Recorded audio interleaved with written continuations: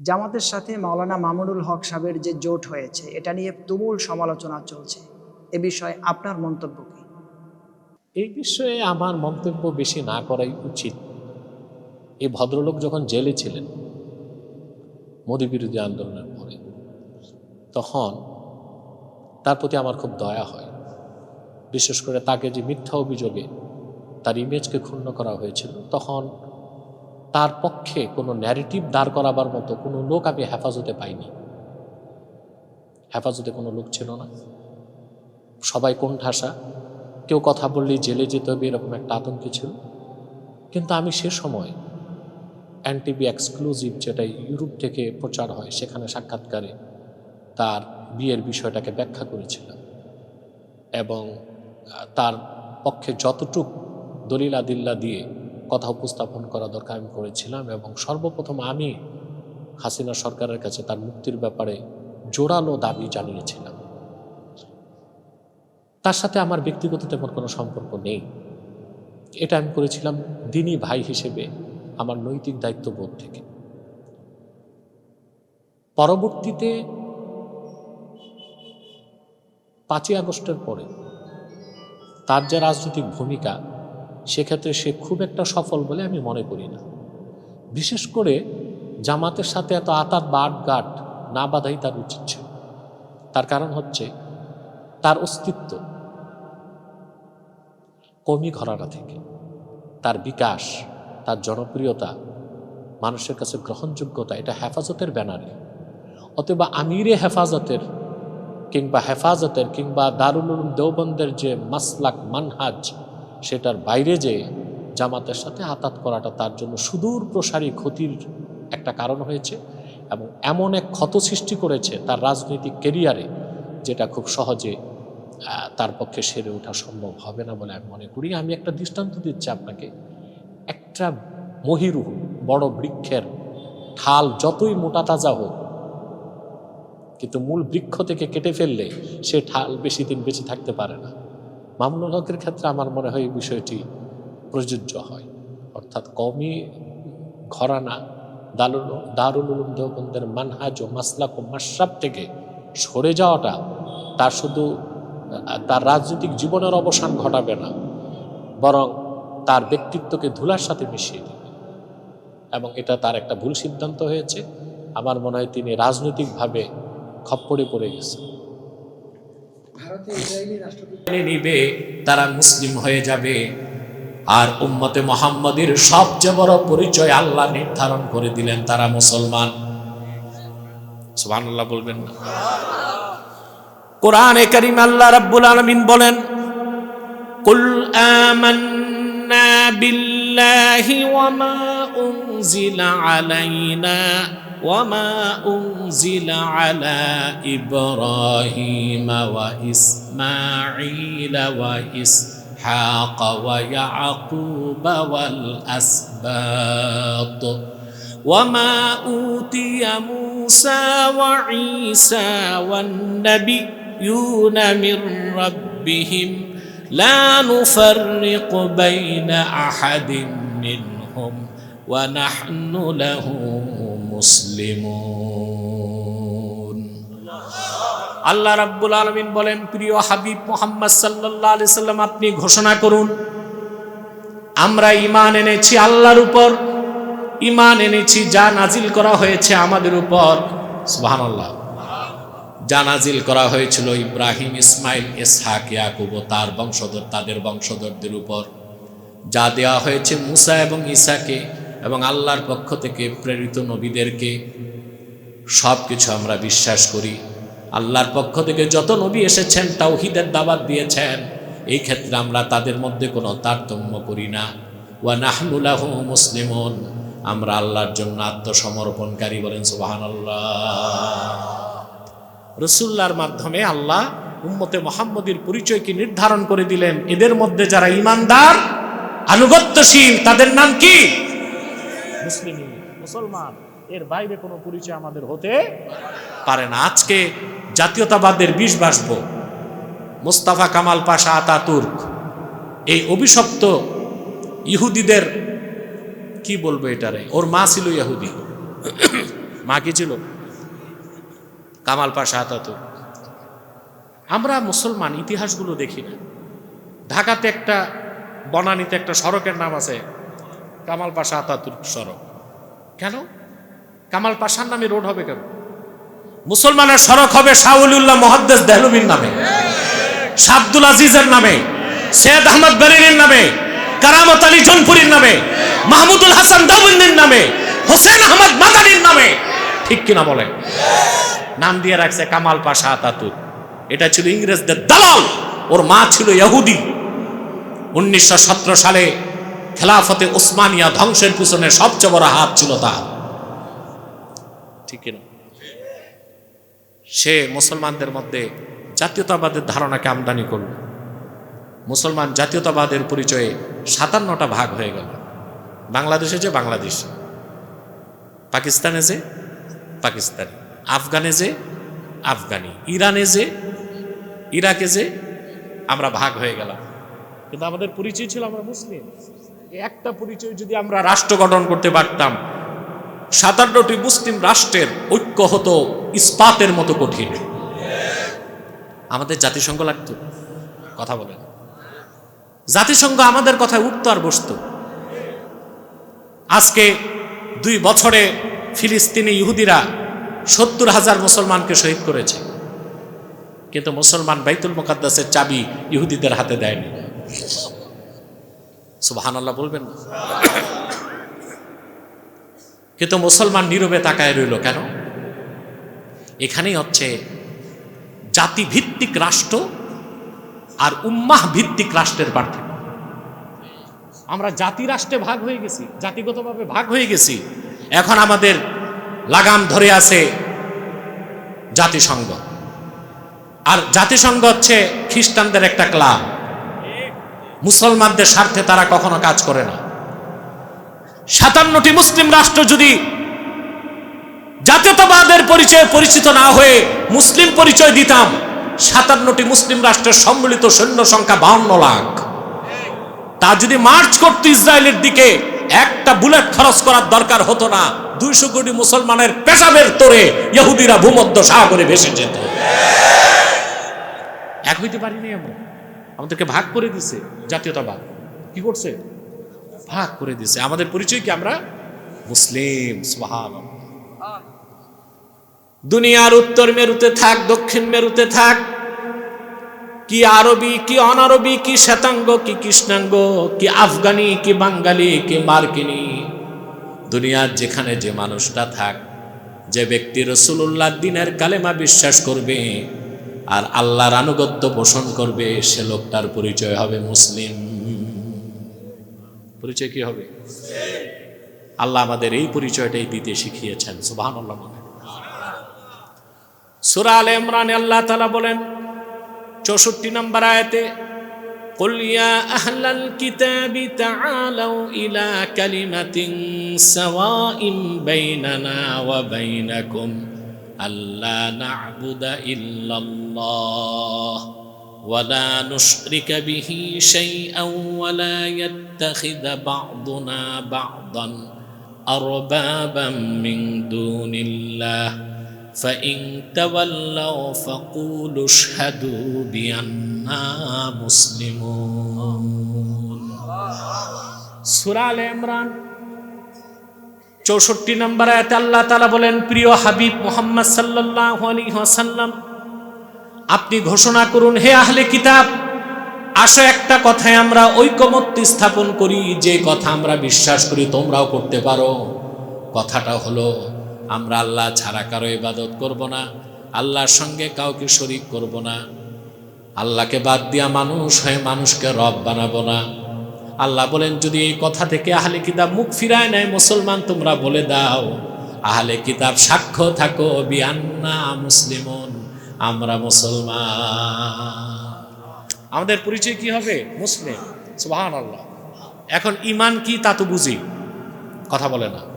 আল্লাহর হাবিব মুহাম্মদ সাল্লাল্লাহু আলাইহি ওয়াসাল্লামের রিসালাতকে বিশ্বাস করার নামই ঈমান। বলবেন তাহলে তাওহীদ কই, আখিরাত কই? প্রশ্ন আসে।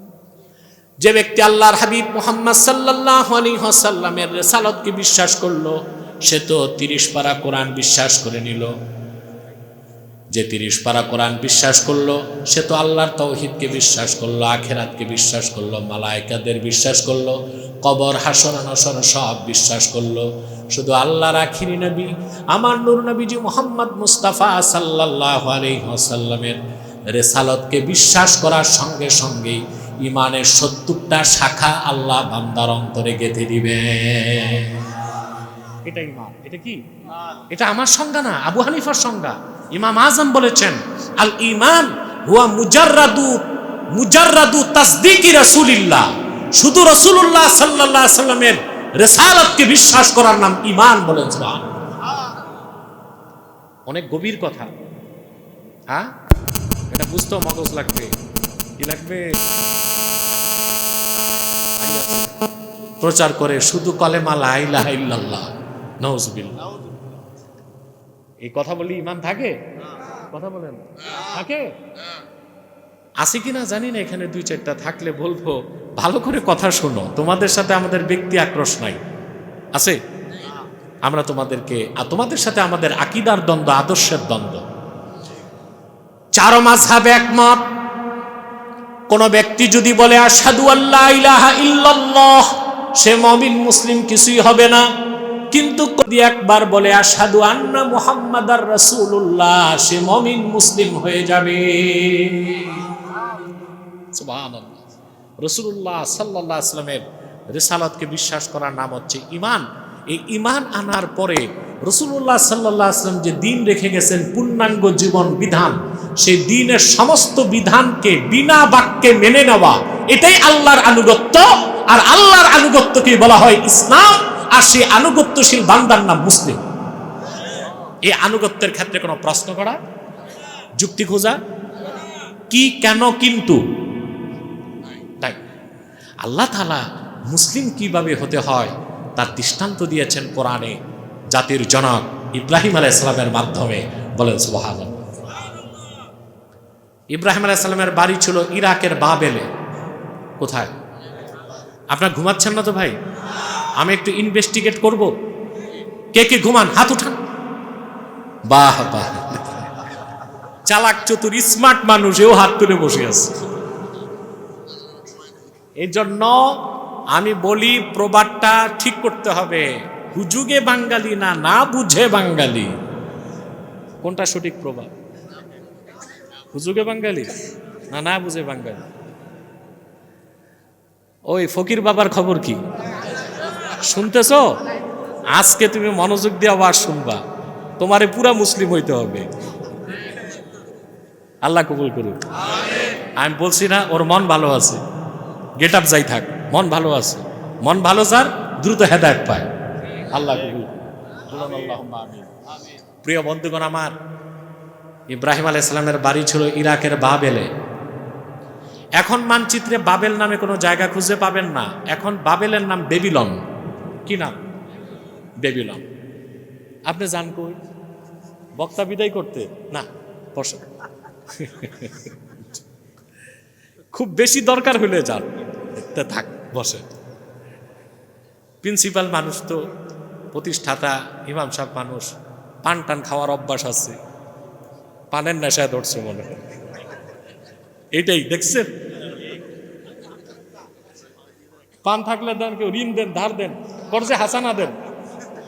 থাক না, এটা এদিক থাক, এদিক কাগজে দিয়ে দেন না, কাগজে কিছু খাবেন না কোনোদিন, ওইদিক রাখ। পেপারে কাগজে কোনো খাদ্যদ্রব্য খাবেন না, পলিথিন ব্যবহার করবেন, ঠিক আছে? প্রিয় ভাইরা, হযরত ইব্রাহিম আলাইহিস সালাম ইরাকের বাবেলে, একমাত্র তিনি আল্লাহর তাওহীদে বিশ্বাসী ছিলেন। ওনার বংশধর, আত্মীয় স্বজন সব, কেউ ছিল নক্ষত্র পূজারী, কেউ ছিল সূর্য পূজারী, কেউ ছিল চন্দ্র পূজারী, কেউ ছিল অগ্নি পূজারী, বাকিরা মূর্তি পূজারী। তিনি একদিন পূজারীদের সামনে দাঁড়ায় আছেন, ওনার দেশের লোকজন বাবেলের। আল্লাহ পাক কোরআন কারীমে বলেন, فَلَمَّا جَنَّ عَلَيْهِ اللَّيْلُ رَأَى كَوْكَبًا قَالَ هَذَا رَبِّي فَلَمَّا أَفَلَ قَالَ لَا أُحِبُّ الْآفِلِينَ। আল্লাহ পাক বলেন, রাত যখন ইব্রাহিমকে আচ্ছন্ন করে ফেলল, তিনি আকাশ পানে তাকিয়ে উজ্জ্বল নক্ষত্র দেখলেন, দেখে বললেন হাজা রাব্বি, এটা আমার রব। নক্ষত্র যখন ম্লান হয়ে গেল, তিনি বললেন ম্লানশীল ক্ষয়ঞ্চু, যার ক্ষমতা কমে অন্যের প্রভাবে, এই রকম নাকেস কোনো সত্তাকে আমি ইব্রাহিম রব মানতে প্রস্তুত। এখানে আকীদার একটা বিষয় আছে, সূক্ষ্ম বিষয়। ইব্রাহিম আলাইহিস সালাম যতক্ষণ নক্ষত্রকে রব মানছেন ততক্ষণ কি তার শিরক হয় নাই? বুঝে শুনে বলেন, হয়েছে? এটাই আহলুস সুন্নাহ ওয়াল জামাতের আকীদা। পয়গম্বরগণ নবুয়ত লাভের আগে বা পরে কখনো শিরক কুফর তো দূরে থাক, কবিরা সবিরা গুনাহ করে নাই। এটার নাম ইসমতে আম্বিয়া, আকীদা ইসমতে আম্বিয়া। এই বিশ্বাস না থাকলে আপনি খাঁটি মুসলিম হইতে পারবেন না, আপনি ফরমালিন যুক্ত, মানে মুনাফিকি আছে, নেফাক আছে, ঠিক না? ইসমতে আম্বিয়ার বিষয়টা কত মারাত্মক জানেন? ইমাম ফখরুদ্দিন রাজি ফতোয়া দিয়েছেন, মান আনকারা ইসমাতাল আম্বিয়া ফাকান্নামা আনকারা রিসালাত জামিল আম্বিয়া। ইসমতে আম্বিয়াকে যে অস্বীকার করলো, সে তো লক্ষাধিক নবীর নবুয়তকে অস্বীকার করলো। মারাত্মক বিষয়। কারণ কি এখানে একটা মান্তেকের কায়দা আছে, বলবো? যে গুনাহ করে তার উপর লানত আসে। কি আসে? লানত। তো উসুল হচ্ছে ইন্নাল ওয়ালায়াতা ওয়াল লা'নাতা লা তাজতামিয়ান। যেই ব্যক্তির মধ্যে লানত থাকে তার কাছে ওলায়াত আসে না। লানত আর ওলায়াত এক হইতে এক জায়গায় আসতে পারে না। যদি গুনার কারণে ওলায়াত না আসে, ওলি হওয়া না যায়, নবুয়ত আসতে পারে? অতএব নবীগণ নিষ্পাপ ছিল এই কথা যে বিশ্বাস করবে না, তার ঈমান নাই, তার ঈমান। আর প্রশ্ন হচ্ছে, ইব্রাহিম আলাইহিস সালাম যতক্ষণ নক্ষত্রকে রব মনে করলেন তখনও কি শিরক হয় নাই? এই জন্যই তো বলা হয় মাদ্রাসায় না পড়লে, নির্ভরযোগ্য তাফসীর না পড়ে কোরআন শরীফের ব্যাখ্যা করতে গেলে নিজেও গোমরাহ হয়, মানুষও গোমরাহ হয়। বহুত বক্তা এখন মাঠে নামছে, মানুষ ঈমান নিয়ে আসে, ওয়াজ শুনতে ঈমান বাড়াবে, যা ঈমান নিয়ে আসে তাও চলে যায়। কিছু বক্তা বের হয়েছে এখন মাঠে, ওনারা নাকি মোটিভেশনাল স্পিচার, স্কলার, আদতি স্ক্রু ড্রাইভার। এমন কথা বলে ঈমান আকীদা সব নষ্ট করে দেয়। আমরা আবার ধরলে বলে যে বক্তার মাথা ঠিক নাই। তো বক্তার যদি মাথা ঠিক না থাকে তো থাকবে পাবনা পাগলা গারদে, মঞ্চে কেন? কথা বলেন। আচ্ছা ভাই, ডাক্তার যদি পাগল হয় রুগী বাঁচবে? রুগীও তো মেরে ফেলবে। আমি এক ডাক্তারের ইতিহাস জানি। দেশ স্বাধীনের পর ফ্রান্স থেকে FRCS করা, কত বড় ডাক্তার বুঝেন? বদ অভ্যাস ছিল, প্রচুর মদ পান করত। রুগী দেখার সময় মদ পান করত, মাতাল হয়ে দেখত। একেবারে কয়েক বোতল খেয়ে রুগী দেখা শুরু করছে। রুগীর প্রেসক্রিপশনে লিখে দিছে মাতাল অবস্থায় 4 ব্যাগ সিমেন্টস, 4 বস্তা সিমেন্ট।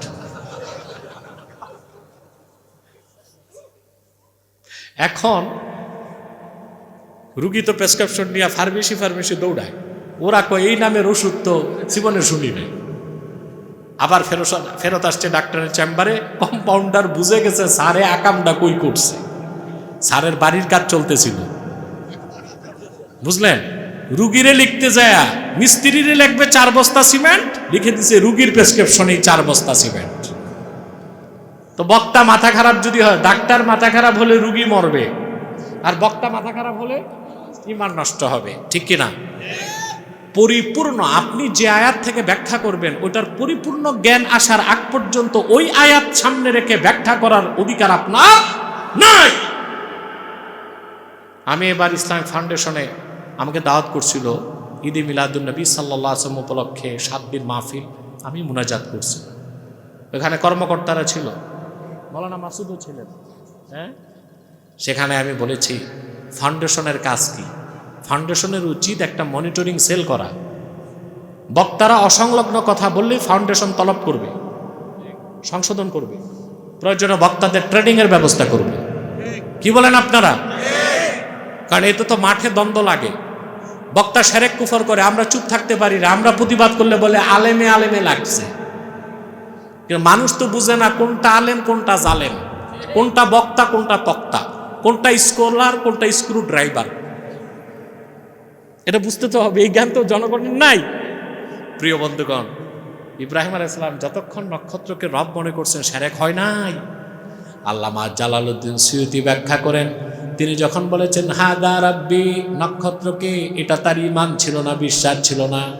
ওনার সামনে দাঁড়ায় ছিল নক্ষত্র পূজারীরা, তাদেরকে ইঙ্গিত করে বলেছেন হাদা রব্বি ফি জামিকুম, তোমাদের ধারণায় এটা আমার রব, আমার ধারণায় নয়। নক্ষত্র যখন ডুবে গেল, তিনি আঙ্গুল তুলে তাদের দেখায় দিলেন, নক্ষত্রকে তোমরা রব মানো, এটা তো কোনোদিন রব হতে পারে না, রব হতে। আল্লাহ রাব্বুল আলামিন বলেন ফালাম্মা রাআল কমারা বাযিগান ক্বালা হাযা রাব্বি ফালাম্মা আফালা ক্বালা লাইন লাম ইয়াহদিনি রাব্বি লাআকুনান্না মিনাল কওমিদ দাল্লিন। হযরত ইব্রাহিম খলিল দেখলেন পূর্ণিমার চাঁদ, তারপর বললেন এটা আমার রব। ওনার সামনে তখন দাঁড়ায় ছিল চন্দ্র পূজারীরা, তিনি বললেন তোমাদের ধারণায় এটা আমার রব। চাঁদ যখন ডুবে গেল, তিনি বললেন যদি আমার রব আল্লাহ আমারে হেদায়েত না করতেন, আমিও পথভ্রষ্টদের কাতারে শামিল হয়ে যেতাম। আল্লাহ পাক বলেন ফালাম্মা রাআশ শামসা বাযিগাতান ক্বালা হাযা রাব্বি হাযা আকবার ফালাম্মা আফালাত ক্বালা ইয়া কওমি ইন্নী বারীউম মিম্মা তুশরিকুন। তিনি যখন আবার সমুজ্জ্বল সূর্য দেখলেন, সূর্য দেখে বললেন এটা আমার রব, এটা সবচেয়ে বড়। তখন ওনার সামনে দাঁড়ায় ছিল সূর্য পূজারীরা, তিনি বুঝাতে চাইলেন তোমাদের ধারণায় এটা আমার রব। সূর্য যখন ডুবে গেল, তিনি বললেন তোমরা আল্লাহর সঙ্গে যেই জিনিসগুলোকে শরীক করো তার থেকে আমি ইব্রাহিম পবিত্র, শোনো আমার রবকে। ইন্নী ওয়াজ্জাহতু ওয়াজহিয়া লিল্লাযী ফাতারাস সামাওয়াতি ওয়াল আরদা হানিফাও ওয়া মা আনা মিনাল মুশরিকিন। আমি মুখাপেক্ষী হলাম সেই মহান সত্তা আল্লাহ, যিনি চন্দ্র সূর্য নক্ষত্র আকাশ ও জমিন এত দুমহের মাঝে যা কিছু আছে সব কিছু সৃষ্টি করেছেন সুনিপুণ ভাবে। আমি মুশরিক নই, আমি আল্লাহর তাওহীদে বিশ্বাসী। বলেন প্রকাশ করলেন কিসের? ঈমান না ইসলাম? ঈমান।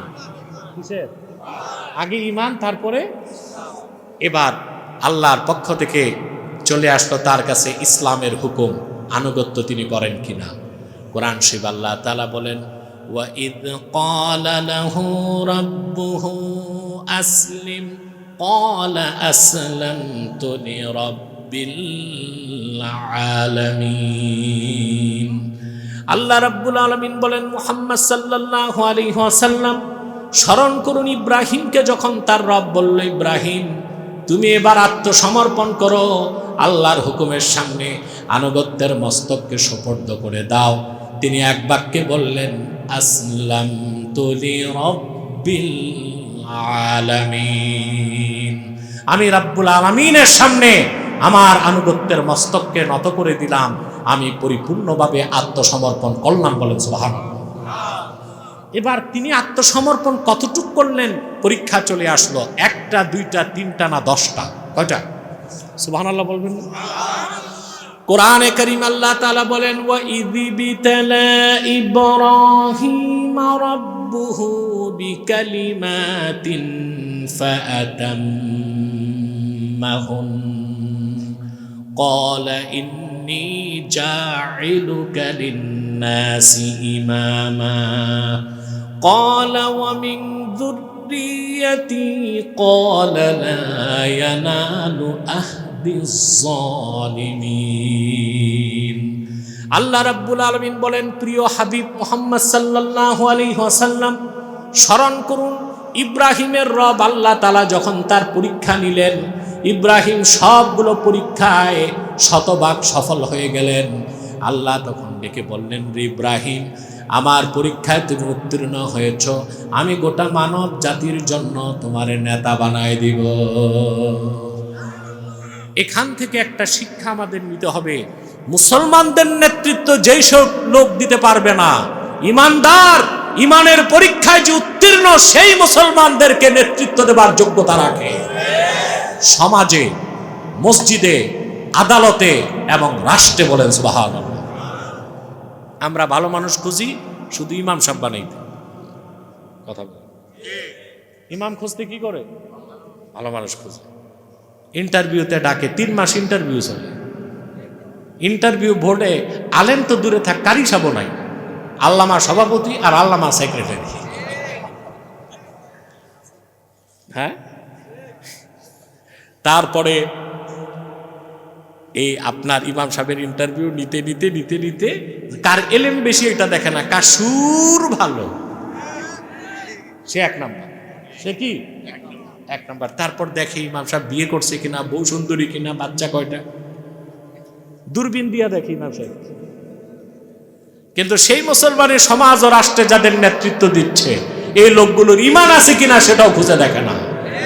সুদখোর, ঘুষখোর, লুটেরা, খুনি, জালেম, চাঁদাবাজ, দুর্নীতিবাজ। আমরা বাঙালি মার খেয়েছি এখানে, নেতৃত্বে কাদের বসাবো এটা আমরা বুঝি না। বুঝি? রাগ করবেন না, এটা ঢাকা কত আসন? 18। আপনারা গভীর রাত এতগুলো লোক বসে আছেন, বলেন নাউজুবিল্লাহ জোরে। আমি নিজেও যদি ঢাকা 18 আসনে দাঁড়াই এমপিতে, এই যত লোক আছে তার 10 ভাগের 1 ভাগ আমারে ভোট দিবে না। সত্য কিনা? এই সত্যটা আমার দেশে অনেক পীর সাহেব, অনেক বক্তা বুঝে না। মনে করে যা জনগণ সব আমার ভোটার। নির্বাচনে যাওয়ার পর দেখে জামানত গেছে, পাশের আগে বাস। ঠিক কিনা? এই ধারা কি বদলাবে না? বদলাবে।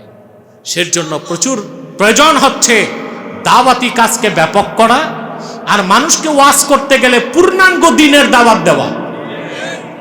যে লোকটা নামাজ পড়ছে, হাজি, নামের আগে হাজি, নামের পরে গাজী, 5 ওয়াক্ত নামাজি, সে লোকটাই ধর্মনিরপেক্ষতাকে বিশ্বাস করছে, জাতীয়তাবাদকে বিশ্বাস করছে, আল্লাহর আইনকে বিশ্বাস করছে না, ইমারত ইসলামিয়াকে বিশ্বাস করে না, খেলাফতকে বিশ্বাস করে না।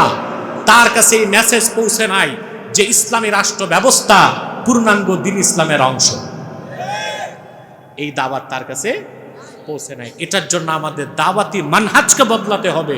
পূর্ণাঙ্গ দিনের দাওয়াত মানুষকে দিতে হবে। মানুষ যখন টের পাবে, বুঝবে ইসলামী রাষ্ট্র ছাড়া ইহকালে কল্যাণ নাই, পরকালে মুক্তি নাই। দলে দলে সব নেতা নির্বাচনে ইসলামপন্থীদেরকে বেছে নিবে। আরেকটা কথা, ডেমোক্রেসি দিয়া পৃথিবীর কোথাও ইসলামী রাষ্ট্র হয় নাই, খেলাফত ছাড়া এটা সম্ভব নয়। তো ওনারা চেষ্টা করতেছে, আমরা অ্যাপ্রিসিয়েট করি, করুক। যত বেশি ইসলামপন্থী সংসদে যাওয়া যায় ততই তো ভালো। কিন্তু পূর্ণ সফলতার জন্য মানহাজ সালাফি, সালফে সালিহিনের পথকে ধরতে হবে, যেভাবে আফগানিস্তানের মোল্লারা ইসলামী রাষ্ট্র কায়েম করে দিয়েছে। যুক্তরাষ্ট্রের নাক কেটে দিছে, রাশিয়ার কান কেটে দিছে। এখন তাদেরকে চোখ রাঙ্গাবার কেউ নাই। কিন্তু আমরা হচ্ছি গরিবের বউয়ের মতো, সবার ভাবি। ঠিক কিনা? কখনো ভারত আমাদেরকে চোখ রাঙ্গায়, কখনো আমেরিকা চোখ রাঙ্গায়, ছাগলের 3 নাম্বার বাচ্চার মতো বার্মাও মাঝে মধ্যে চোখ রাঙ্গায়। আমরা যদি জাতি হিসেবে ঐক্যবদ্ধ হতাম, ইসলামের সুমহান আদর্শকে হৃদয়ে লালন করতাম, আর দিনের পক্ষে, দেশের পক্ষে জিহাদের পথ বেছে নিতাম, কিসের ভারত, কিসের বার্মা, যুক্তরাষ্ট্র আমাদের নাম শুনলে থর থর করে কাঁপত। আমাদের ভাইরা মধ্য এশিয়া দেখাইছে না প্রমাণ? কথা বলেন। মধ্য এশিয়া দেখাইছে। 14 বছর রাশিয়ার সাথে জিহাদ করছে, 19 বছর আমেরিকার সাথে। 34 বছর রক্ত দিয়ে 70,000 তালেবানের শাহাদাতের বিনিময়ে আফগানিস্তান আজকে ইসলামী শরিয়া রাষ্ট্রে পরিণত হয়ে গেছে। আমরা এর থেকে অনেক দূরে, ঠিক কিনা? তো যারা চেষ্টা করছেন রাজনৈতিকভাবে, আমরা তাদের বিরোধিতা করি না। আমরা বলি আজ-জারুরাতু তাতাকাদ্দারু বিকদরি জারুরা, বিশেষ জরুরত বিশেষ সময়ে হারাম জেনে করা যায়, কিন্তু এটারে আমরা অনেকে জিহাদ বলতেছি, এটা কি আদর্শ হিসেবে গ্রহণ করছি, তখন তো জায়েজ করে ইমানই তো থাকে না, ঠিক কিনা? অনেক লোকই আমাদের বক্তব্য বুঝে না, বা বুঝতে পারলেও বুঝতে চায় না, ঠিক কিনা? প্রিয় ভাইরা, হযরত ইব্রাহিম আলাইহিস সালাতু ওয়াস সালাম যে কথা বলছিলাম, 10টা পরীক্ষা দিয়া মুসলিম হিসেবে প্রমাণ দিছেন না? প্রথম পরীক্ষাই ছিল তার দ্বারা আল্লাহ বিপ্লব করাইছেন। আল্লাহ হুকুম করলেন, ইব্রাহিম তোমার দেশের সব মানুষ মূর্তি পূজায় লিপ্ত, তাদেরকে তুমি আমার তাওহীদের দাওয়াত দাও। তিনি এক মুহূর্ত চিন্তা করলেন না আল্লাহর আদেশ পেয়ে, যে আমি ছাড়া আল্লাহর তৌহিদে বিশ্বাসী আর একটা মানুষ নাই, আমি কিভাবে দাওয়াত দিব? সোজা চলে গেলেন মূর্তির আস্তানায়, বুঝলেন? ওখানে যত পুরোহিত আছে, মূর্তি পূজারী আছে, সবাইকে বললেন, আল্লাহ তাআলা কোরআন কারীমে বলেন, ইয ক্বালা লিআবিহি ওয়া কওমিহি মা হাযিহিত তামাসীলুল্লাতী আনতুম লাহা আকিফুন। বাবাকে আর বংশের মানুষকে বললেন, এই যে নিজেরা হাত দিয়া বানাইছো মূর্তিগুলো, প্রতিমাগুলো, এগুলোর তোমরা ইবাদত করো কেন? এগুলো তো কিছুই না, কল্পনা ছাড়া আর কিছু না। তো বংশের লোক জবাব দিয়েছে, দলিল তো নাই, একটা জবাব দিয়েছে, ক্বালু ওয়াজাদনা আবাআনা লাহা আবিদিন।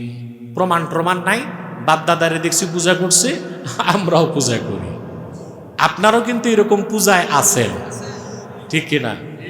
যেমন আপনার এই যে শহীদ মিনারে 21শে ফেব্রুয়ারি ফুল দিতে যান, তো ভাষা শহীদরা কি ওখানে ঘুমায় আছে? এগুলো তো তামসিল, ঠিক কিনা? ওখানে নগ্নপদে যে পুষ্প অর্পণ করে নীরবতা পালন করেন, পুরাপুরি এটা অপস্তর পূজা না হইলেও খানিকটা পস্তর পূজা বোঝা যায় কিনা? কথা বলেন। তো যদি জিজ্ঞেস করি এগুলো করেন কেন, বলবে এটা বাঙালি সংস্কৃতি। এটা কি? আগে যারা করছে আমরাও করি।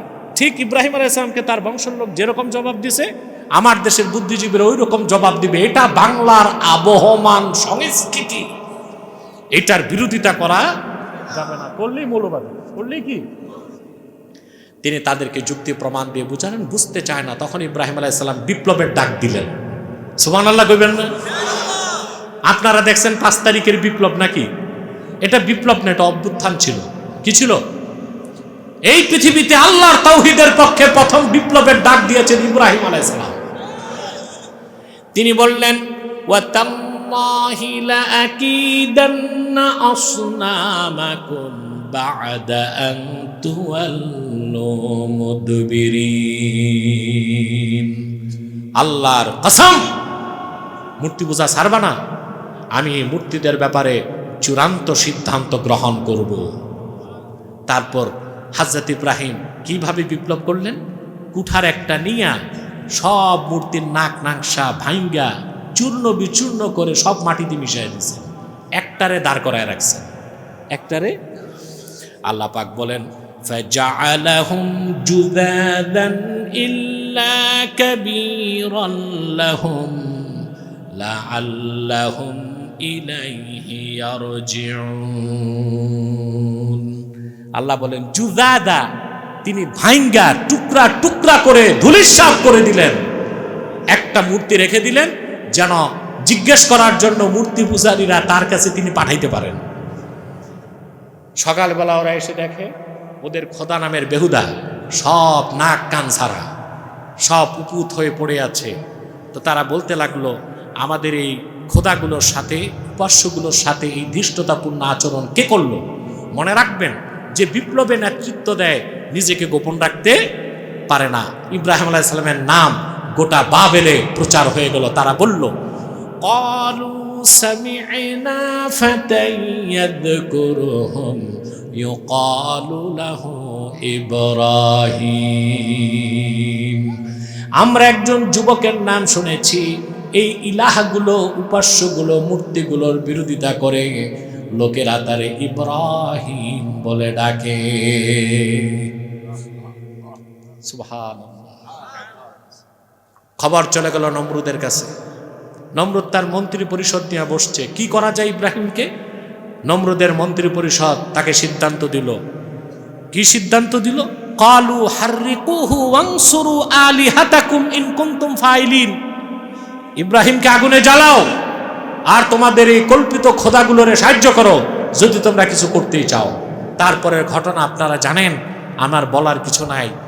আগুনের কুণ্ডলী নির্মাণ করা হলো, কাঠের কামান বানানো হলো, আগুন দাউ দাউ করে জ্বলছে। কাঠের কামানের হাতলে ইব্রাহিম আলাইহিস সালামকে বসায় দেওয়া হলো, হাত পাও বাঁধা, আগুন জ্বলছে। কিছুক্ষণ পর তিনি আগুনে ছিটকে যাবেন। আল্লাহর হুকুমের সামনে হযরত ইব্রাহিম কতটুকু আত্মসমর্পণ করলেন, আল্লাহ তা পরীক্ষা দিয়া ফেরেশতাদের দেখাতে চাইলেন। জিবরিল চলে আসলেন, এসে বললেন, ইব্রাহিম খানিক পরে আপনি আগুনে চলে যাবেন। আমি আল্লাহ সবচেয়ে বড় ফেরেশতা, শক্তিশালী ফেরেশতা, আমার নাম জিবরিল। আলাকা হাজাতুন ইয়া ইব্রাহিম।